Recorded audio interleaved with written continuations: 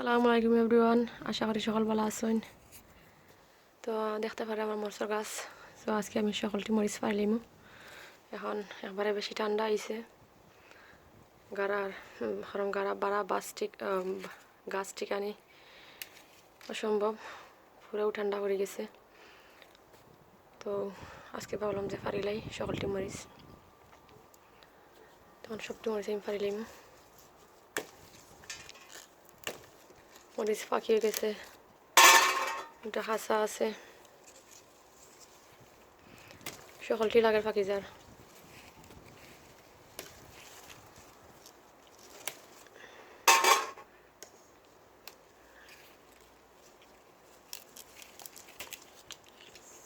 প্রচুর মরিচ,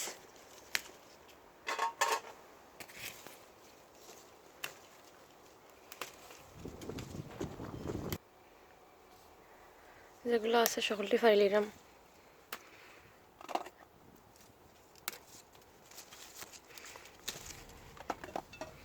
দেখো অলরেডি হয়ে গেছে মরিচ, ওখানে আরও রয়েছে পাড়ার বাকি হাফ রয়েছে। তো আমি ফাড়ি আনি লিছি সকলটির, আমার গার্ডেনে যা আছে সব ফাড়ি লিছি। এখানে টমেটো আছে, যা টমেটো ধরছিল সবটি ফাড়ি আনি লিছি। টমেটো পারতে পারেন না অ্যাকচুয়ালি, ঠান্ডার লাগে, আর এখন তো সময় নাই, আর বড় হইতো না, বাড়তো না। তো আমি খাসা আনি লিছি, খাসাও আমি চাইছি খাসা থাকতে পারতাম, বিকজ খাসা টমেটো দিয়ে তরকারি খাইতে অনেক স্বাদ। ছোটো মাছ দিয়ে মজা লাগে, বড় মাছ দিয়ে মজা লাগে। খাসা টমেটো তো সবসময় মিলে না, সব থেকে তো আমরা ফাঁকনাও আনি। তো খাসাটা একমাত্র তুমি গাছ থেকে ফেলাই, তুমি খাসা আনছি, আমি হ্যাপি আলহামদুলিল্লাহ। আরও বড় হইল না টমেটো, বাট ঠান্ডা লাগে বাড়তে পারেন না। তো যাই হোক, তো তাহলে ফারি আনি লিছি। আর এখানে হইল মরিচ, এসবটি হইল আফ্রিকান মরিচ, অনেক জালে মরছ, গ্রান স্মেল যে নাইস। সব আদা পাকি গেছে, আদা খাসাও রয়েছে বড় বড় কটা, আগুন আরও বড় হইল না, গাছের মাঝে যত ফুল রয়েছে আখেটা ফুলে হইয়া আইছে। তো আমি ফারি আনছি, আরও অনেক মরিচ রয়েছে গাছের মাঝে।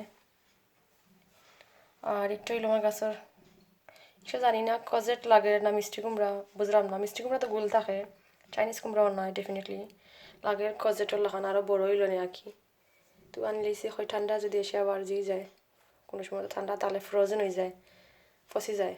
তো ফারি আনি লিছি আর কি আজকে আলহামদুলিল্লাহ। যত বড় হয়েছে ওখানেও এনাফ, বড় এক তরকারি হইব। আর এখানে হইল বেল পেপার, 4টা বেল পেপার ধরছে, 2টা অলরেডি গাছে ফসি গেছে মনে হয় ঠান্ডায়, পুরো ফসি গেছে।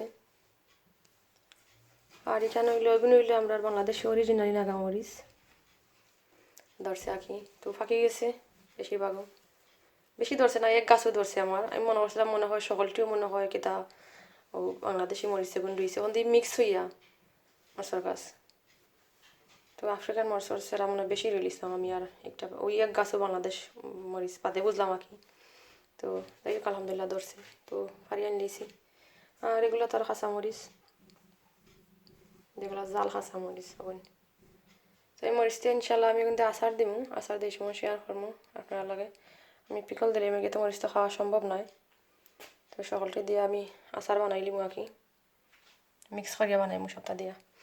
আর এখানে হইলো আমার ও গাছটা খালি গড়া আনছি কাঁচামরিচ, একটা তো এমন তার জাল নয়, এগুলো হইলো খালি ফ্লেভার লাগে আর কি।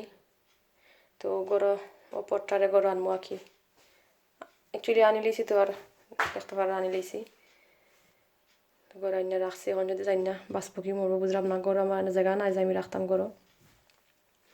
তো কাঁচামরিচ সর গাছটা আনছি আর কি। আর যেগুলো নাগামরিচের গাছ সবটি তো বাড়াও রাখি দিব, এগুলো আনতাম নাই, এগুলো গাছ বড় বড় আনা সম্ভব নয় গরুর মাঝে, গরু আনিয়া পরে মরি যায়।